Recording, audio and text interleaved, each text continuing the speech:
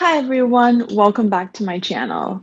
Today I would like to share about my experiences of traveling in Berlin, the third destination on my backpacking trip across Europe. Berlin is a city that is filled with a lot of rich history where it survived World War II and was rebuilt with economic and cultural growth. I was super excited to be able to learn more and explore the whole city. I had been wanting to visit since learning about the history of the Holocaust and the World Wars. My first stop was visiting Charlie's Checkpoint, the most famous crossing point between East and West Germany. It is an important site that reflected the Cold War and has been the place where citizens have made numerous attempts to escape East Berlin. Just a few steps away is the Checkpoint Charlie Museum, where there are many exhibitions that highlighted the divide between capitalism and communism. There are many interesting exhibitions that showcase original pieces of the Berlin Wall and escape cars used to flee to the other side. There were also fake and genuine travel documents and suitcases for escape attempts. I also learned about mind-blowing stories of how some citizens dug underground to escape to the west. Next, I stopped by the Old National Gallery located on Museum Island in the historical center of Berlin. The building resembles that of a Greek temple. It contains famous works of art and sculptures from 19th century Europe. I did not have a chance to go inside, but I would definitely recommend it if you are a fan of art. Afterwards, I went to the beautiful and picturesque Berlin Cathedral, a monumental German church where kings and their families who play roles in shaping the city of Berlin are buried. My next stop was the Brandenburg Gate, Berlin's most famous monument. It is a symbol of both the division of Germany and the country's reunification and is one of the most popular destinations. On top of that, it is close to many of the must-see places in the city. I visited the Topography of Terror, one of the most visited remembrance places in Berlin. It is where the headquarters of Gestapo, the secret state police of Nazi Germany, was located between 1933 and 1945. The exhibition shows the crimes that were organized there. The photographs illustrate the story from the time the Nazis took power and the consequences of the rule. It is a very interesting place to explore to learn about the terror and persecutions during the rule of the Nazis. The Holocaust Memorial is to honor the Jewish victims as well as educate and warn future generations of the significance of the Holocaust. In total, there are 2,711 concrete blocks, but there is no correlation between the number of stones and the 6 million Jews who lost their lives.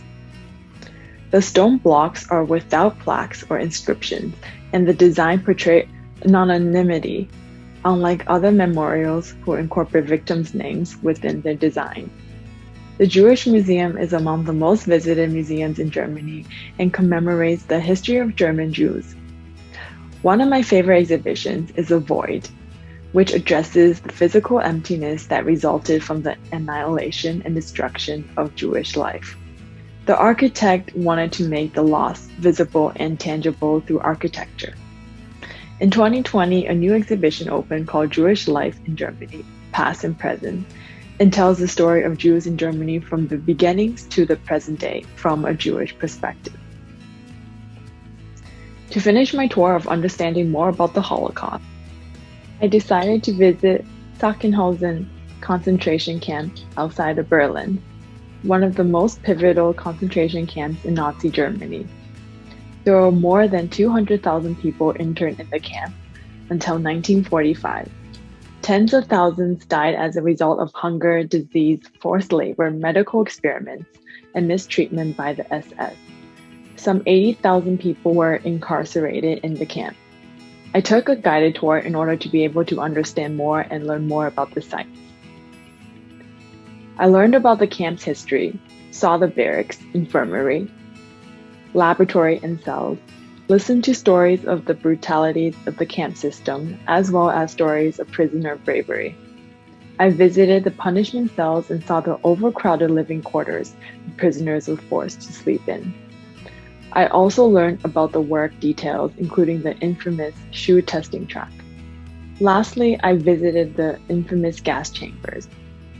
able to see the historical remains of what I had learned in the classrooms, as well as in documentaries and museums.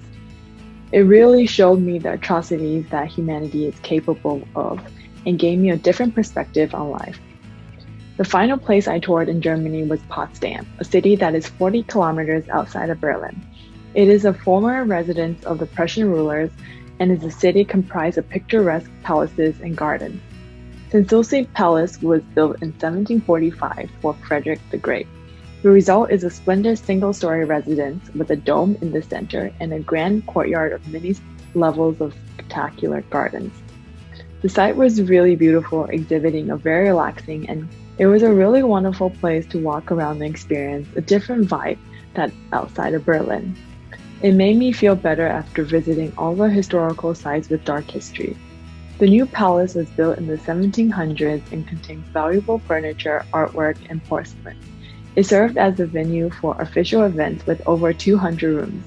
Frederick's new palace marks the symbolic end of an era, since after its completion, no further Baroque palaces were built in Prussia. The architectural design is very impressive and really exhibits the king's wealth and power. Overall, I really enjoyed my trip to Germany, and I was able to learn a lot about the history as well as understand more about the culture. Thanks for watching and join me next time on my adventures.